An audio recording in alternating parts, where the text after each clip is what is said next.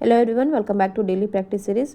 आज हम लोग यूथ कंपटीशन टाइम्स ये जो बुक हमारा है, मतलब ये जो पब्लिकेशन है, इसमें स्पेशली हमें जनरल इंग्लिश के क्वेश्चन दिए गए हैं जो कि स्पेशली केवीएस एनवीएस और ट्रिपल एसपी को एग्जामिनेशन को फोकस करके बनाया गया है। मीन्स इनके प्रीवियस क्वेश्चन को बहुत अच्छे तरीके से इसमें ऐड किया गया है और बहुत ही अच्छा बुक है। अगर आप चाहें खरीदना तो मैं बिल्कुल सजेस्ट करूँगी कि आप खरीद सकते हैं।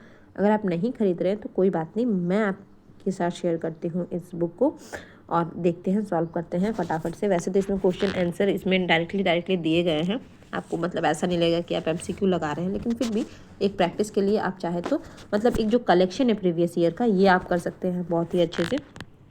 और कलेक्शन क्या करना है, जनरली से सॉल्व करना है बहुत अच्छे से। जैसे इसमें मेंशन है कि चैप्टर वाइज गिवन है, वैसे चैप्टर वाइज सॉल्व पेपर इसमें दिया गया है।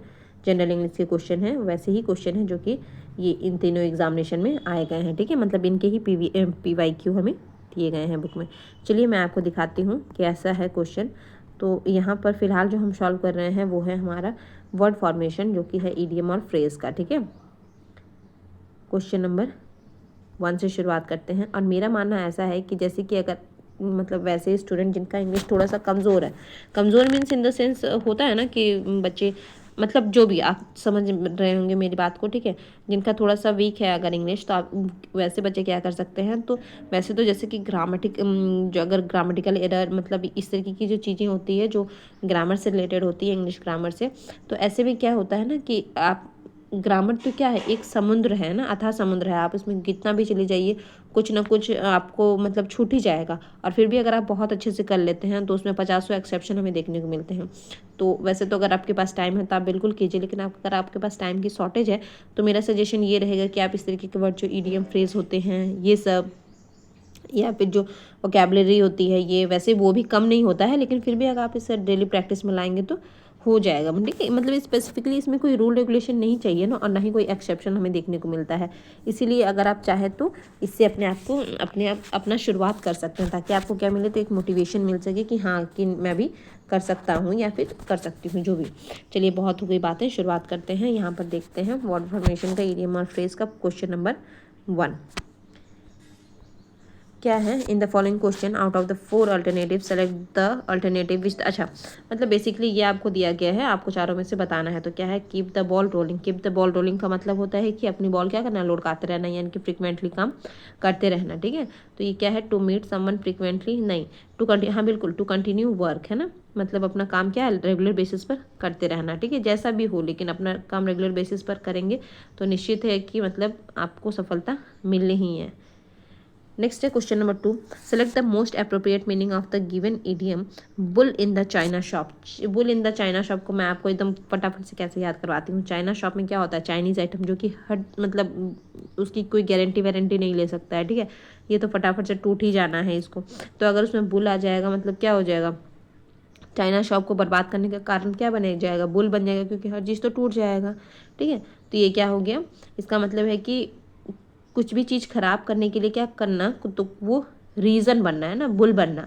तो यहाँ पर क्या है, the final event in the series of the unacceptable action one who causes damage, बिल्कुल जो कि डैमेज करते रहता है वही क्या है हमारा, तो bull in the china shop का ईडियम का मतलब। ठीक है, one who causes damage.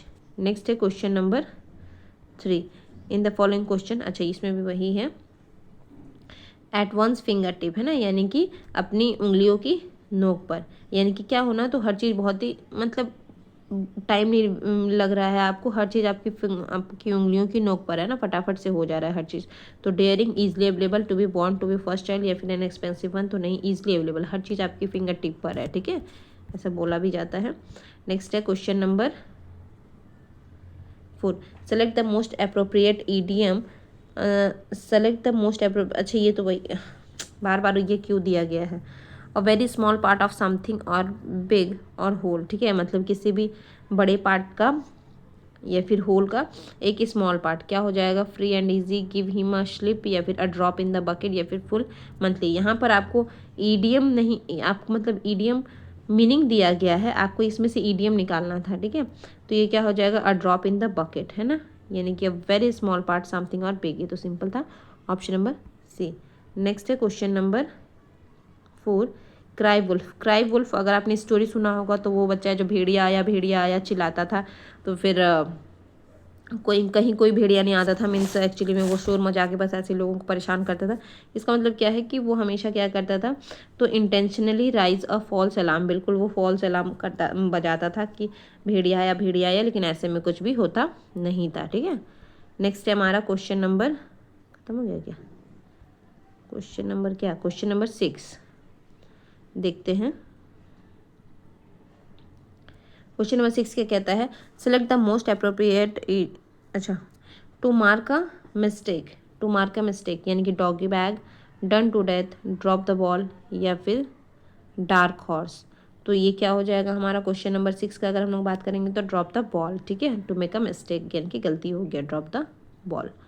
Option number option number option number C हो गया, क्वेश्चन नंबर क्या था 6। ठीक है, 7 देखते हैं। देखिए यहाँ पर गिवन है ना, DSSP का एक क्वेश्चन है, तो इससे मतलब दिए गए हैं। ठीक है, जितने भी क्वेश्चन दिए गए हैं सब प्रीवियस एग्जामिनेशन के ही दिए गए हैं।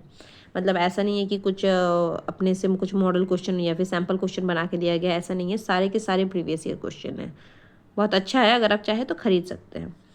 नेक्स्ट है a blessing in disguise, a blessing in disguise यानी कि something that is very precisely expensive या फिर an action to task that is simple to do, something that abundant in quantity और cheap, something that is easily acquired या फिर something good that is not recognise by first. यानी कि a blessing in disguised का simple मतलब होता है कि आप परेशान, मतलब कोई भी इंसान परेशानी में है ना, मतलब वो डिस्गाइज्ड है, लेकिन वहाँ से भी उसको क्या मिल रहा है, तो ब्लेसिंग मिल रहा है। यानी कि something good that is not recognise by first. ठीक है, मतलब कुछ अच्छा ही है जो कि आपको रिकॉग्नाइज नहीं हुआ पहले में ना, तो ऑप्शन नंबर डी हो जाएगा, अ ब्लेसिंग इन डिस्गाइज्ड। नेक्स्ट है हमारा क्वेश्चन, हाँ देखिए यहाँ पर दिया गया है, दुख में क्या है, दुख के भेष में सुख। कभी कभी ऐसा होता है ना कि बहुत ही एकदम टेंस वाला माहौल है, लेकिन फिर भी क्या हो रहा है कि उसी में से कुछ अच्छी चीज़ें निकल कर आ रही है जिसको आप रियलाइज़ नहीं कर पाए, तो वही है अ ब्लेसिंग इन डिस्गाइज। ठीक है, दुख के लिए सुख के भोग यानी कि something good that is not recognise by first. Correct है, बहुत अच्छे से आंसर भी दिया गया है एक्सप्लेनेशन के साथ। नेक्स्ट देखते हैं question number 8, something the most appropriate idiom of the given meaning. ठीक है, अच्छा, मतलब ये आपको सेंटेंस दे दिया गया है, मीन्स मीनिंग दे दिया गया है, आपको बताना है कि इसका कौन सा ईडियम होगा इसके लिए। Someone who take a position for the sake of the argument without believing in that, तो डेविल एडवोकेट। यहाँ पर क्या होता है ना कि इसमें क्या हो रहा है कि कुछ पता नहीं है, लेकिन फिर भी वो क्या कर रहा है, पोजीशन ले रहा है, आर्ग्यू कर रहा है, तो ये क्या हो गया हमारा डेविल एडवोकेट, है ना। नेक्स्ट है हमारा क्वेश्चन नंबर डेविल एडवोकेट। ठीक है, उसका मीनिंग बहुत अच्छे से यहाँ पे दिया गया है। नेक्स्ट है question number 9।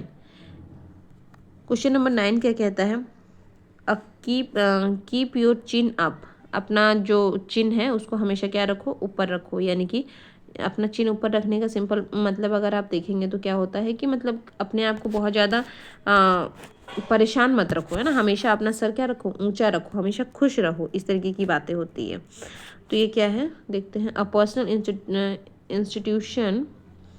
a personal intuition you get especially when feel something may not be right, नहीं, to remain joyful in that, हाँ बिल्कुल, टफ सिचुएशन में भी आप जॉयफुल बने रहे, यही क्या है हमारा कीप योर चिन अप। ठीक है, नेक्स्ट है क्वेश्चन नंबर 10। क्वेश्चन नंबर 10 देखिए, ये भी क्या है, तो DSSP एग्जामिनेशन का है। क्वेश्चन नंबर 10 क्या कहता है, लैकिंग द विल और एबिलिटी टू एक्ट इफेक्टिवली। इसके लिए आपको ईडीएम बताना है कि जो लैकिंग ऑफ विल है और एबिलिटी टू एक्ट इफेक्टिवली करने के लिए जो विल है, एबिलिटी है, उसकी क्या है, तो कमी है। यानी कि a penny saved is a penny earned, a doubting Thomas, milk and water, a lost cause. तो ये हो जाएगा हमारा मिल्क एंड वाटर। ठीक है, नेक्स्ट है क्वेश्चन नंबर 11। क्वेश्चन नंबर 11 क्या कहता है, थोड़ा सा और पढ़ा कर देती हूँ। क्वेश्चन नंबर 11 है, select the most appropriate idiom of the given meaning. ठीक है, देखते हैं, टू कीप क्वाइट, टू से नथिंग। ठीक है, यानी कि क्या करना, कीप क्वाइट, टू से नथिंग, कुछ नहीं बोलना है ना, किसी चीज़ को सीक्रेट बना के रखना। तो क्या हो गया, mum's word, hit below the belt, hit the sack या फिर हर्श मनी। तो ये क्या हो गया, मम्स द वर्ड। ठीक है, सीक्रेट बना कर रखना किसी चीज़ को। ये देखो क्या दिया हुआ है, टू कीप क्वाइट, टू से नथिंग, मम्स द वर्ड, यानी कि चुप होना।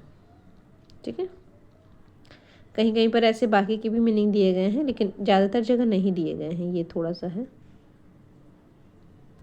नेक्स्ट क्वेश्चन है हमारा, a person who should not make plan based on the assumption because things are not turn out how they expect, यानी कि ये तो हम सबके साथ ज़्यादातर होता है, जैसा हम एक्सपेक्ट करते हैं वैसा नहीं होता है। ठीक है, इसलिए वो क्या करता है, मतलब प्लान नहीं बनाना चाहिए।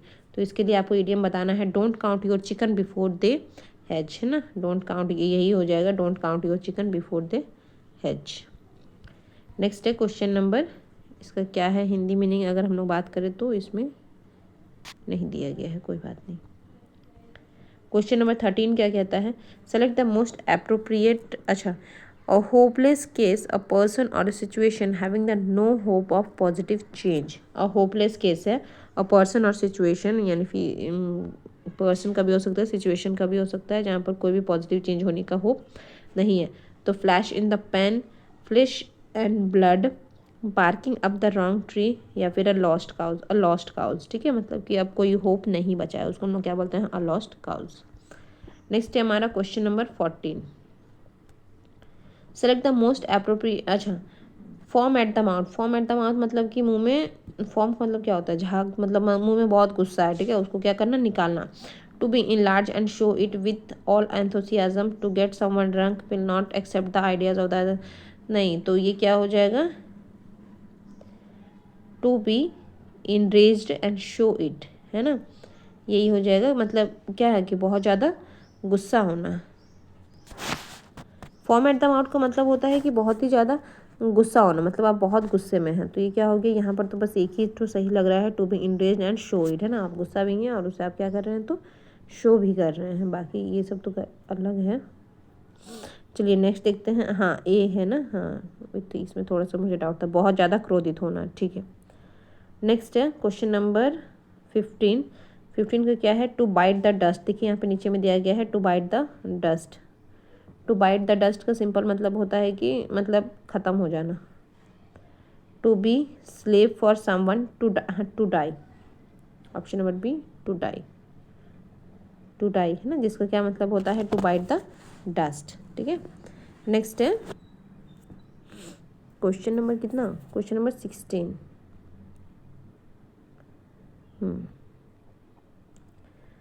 क्या है, एन आई फॉर एन आई, यानी कि आँख के बदले आँख दिखाना, यानी कि रिटालिएट करना, option number A, simple. Question number 17, question number 17 है, to look down one's nose, है ना, किसी को मतलब नाक नीचे का, मतलब किसी को हीन भावना से देखना, to look down one's nose. ठीक है, इसको हिंदी में क्या कहेंगे, मतलब एक तरीके से नाक नीची करके देखना, पता नहीं जो भी कहेंगे, लेकिन मतलब किसी को एकदम हीन भावना से देखना। ठीक है, मतलब तुम एकदम ऐसे बेकार हो टाइप के। टू कीप थिंग्स अपार्ट, नहीं, to bring ignominy, to look contemptuously at, या फिर टू गेट इंजर्ड। तो बिल्कुल टू लुक कंटेम्पचुअली, है ना, इसका मतलब ये होता है कि किसी को क्या करना, तो तिरस्कार करना, क्या करना, तो तिरस्कार करना किसी को, मतलब इग्नोर करना, इग्नोर भी नहीं, तिरस्कार करना थोड़ा सा अलग होता है, मतलब किसी को हीन भावना से देखना, इस तरीके के वर्ड होते हैं। हिंदी में क्या दिया हुआ है इसमें, हाँ तिरस्कार ही दिया गया है, तिरस्कार पूर्वक देखना। क्वेश्चन नंबर 18 क्या है, क्वेश्चन नंबर 18 क्या कहता है, इन द फॉलोइंग क्वेश्चन, अच्छा तो क्या है, the man in the street, the man in the street यानी कि who come sleep in the day time, common man, और मैन इन द स्ट्रीट का मतलब होता है सिंपल कॉमन मैन। नेक्स्ट है क्वेश्चन नंबर 19, क्वेश्चन नंबर 19 क्या कहता है, इन द सेवन्थ हेवन, यानी कि सातवें आसमान में उड़ रहा है, यानी कि एक्सट्रीम हैप्पी, है ना, बहुत ज़्यादा खुश होना। नेक्स्ट है हमारा question number 20, to blow hot and cold, to blow hot and cold का क्या मतलब होता है, ब्लो का मतलब क्या होता है, उड़ाना, hot and cold, to take nonsense, या फिर क्या है, caressing someone with love, moving place to place, या फिर to keep changing one opinion, है ना, यानी कि ब्लो हॉट एंड कोल्ड का मतलब एक जगह से दूसरी जगह होते रहना, keep changing, option number D, है ना, वही है, कभी हाँ कभी ना करना। देखिए यहाँ पे बहुत अच्छे से लिखा गया है, कभी हाँ कभी ना करना, to keep changing one's opinion. Next देखते हैं क्वेश्चन नंबर 21 को, यहाँ पर हाँ, being upset for something that happen in the past, है ना, किसी मतलब being upset for something that is happen in the past, यानी कि पास्ट में जो चीज़ हो गया है उसके लिए अपसेट रहना। तो इसके लिए आपको एक इडियम बताना है। Great mind think alike, good Samaritan, a chip in your shoulder, या फिर ग्रीड अप द लायंस। तो ये हो जाएगा a chip in your shoulder, ठीक है, अपने कंधे पर मतलब बना के रखना हमेशा उस बैड चीज़ को। देखो किसी पुरानी घटना को लेकर परेशान होना, ठीक है। नेक्स्ट है question number 22। Crack someone up, crack someone यानी कि किसी पर जोक करना, क्रैक समवन अप, ठीक है। Imaginary word and aggressive and bold confrontation, या फिर tricking someone to make someone laugh. तो क्या हो जाएगा ऑप्शन नंबर, ऑप्शन 22 है ना, तो 22 का हो जाएगा हमारा डी, ठीक है, टू मेक समवन लाफ। ठीक है। नेक्स्ट है क्वेश्चन नंबर 23। क्या है, हरक्यूलियन टास्क। हरक्यूलियन टास्क यानी कि हरक्यूलियन टास्क का सिंपल मतलब होता है कि वैसा टास्क जो कि क्या है, बहुत ही ज़्यादा डिफ़िकल्ट है। तो main support in a safe place to understand the detail, या फिर टेडिशियस जॉब, यानी कि टेडिशियस जॉब, ठीक है। नेक्स्ट है हमारा question number 24। someone who is not adequate enough to complete or participate, someone who is not adequate enough to complete, someone who is not adequate enough to complete or participate, ठीक है। देखते हैं, Aegon cut on the must, मतलब जो कि क्या कर रहा है कि एबल नहीं है किसी भी काम को, टास्क को कंप्लीट करने के लिए, वो क्या है, नॉट एडिक्वेट है ना, तो आप मतलब वो नहीं कर रहा है, नहीं कर पा रहा है, मीन्स एडिक्वेट ही नहीं है वो। तो again can't cut the mustard beat the end, तो कांट कट द मस्टेड, ठीक है। नेक्स्ट है क्वेश्चन नंबर 25।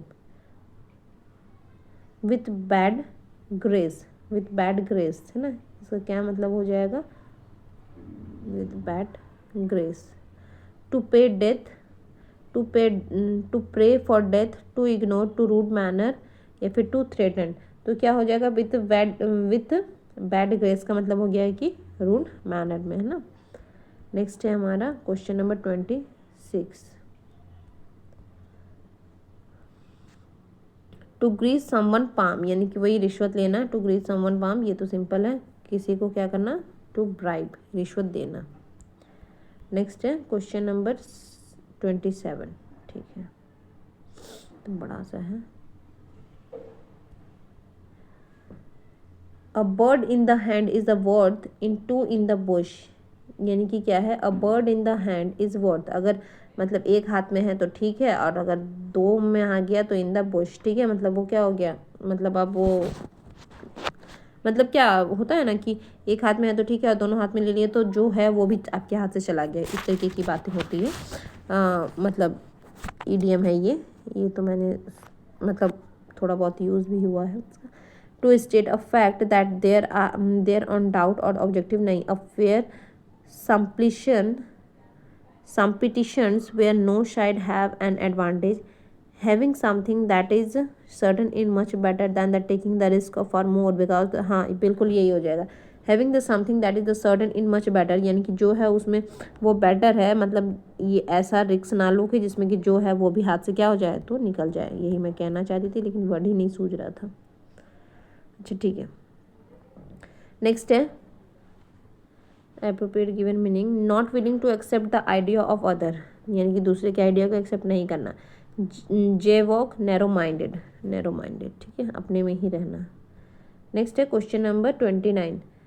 क्या है, a person might say this if they are confident that they will क्या है, outperform someone else. A person might say this if they are confident that they will outperform someone else,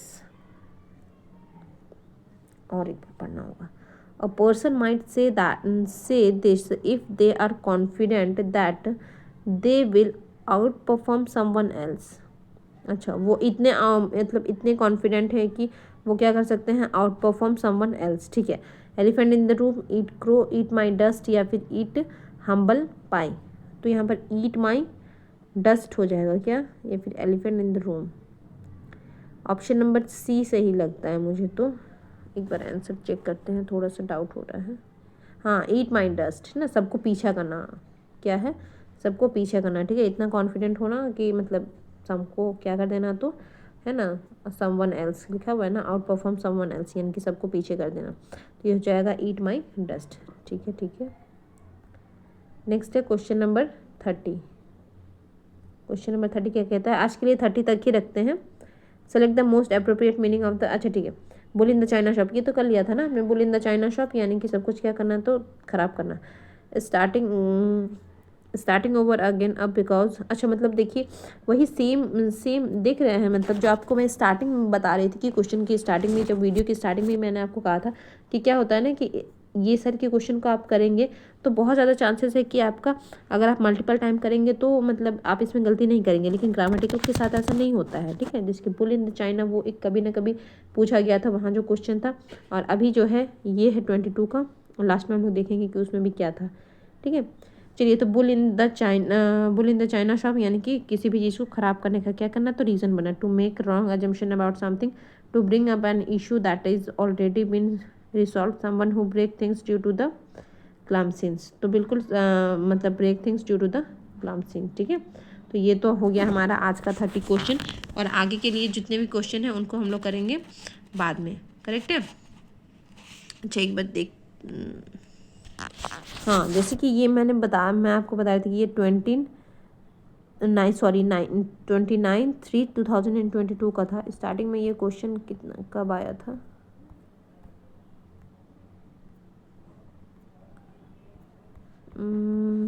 ये second number था ना, 29 वो था ना, और ये है हमारा 33/22, मतलब 22 का ही क्वेश्चन है। अच्छा शिफ्ट 1 शिफ्ट 2 का ही कोई इस तरीके से है, ये शिफ्ट 3 है, वो शायद शिफ्ट 1 या समथिंग था, जो भी था, लेकिन मतलब एक ही, मतलब उसी सेम एग्जामिनेशन में है, लेकिन फिर भी एक कलेक्शन है हमारा, ठीक है, ताकि आपके लिए क्या हो जाए, ईजी हो जाए। तो इसके हम लोग आगे और सॉल्व करते हुए चलेंगे। आज के लिए इतना ही रखते हैं। Thank you for watching, thank you, bye bye.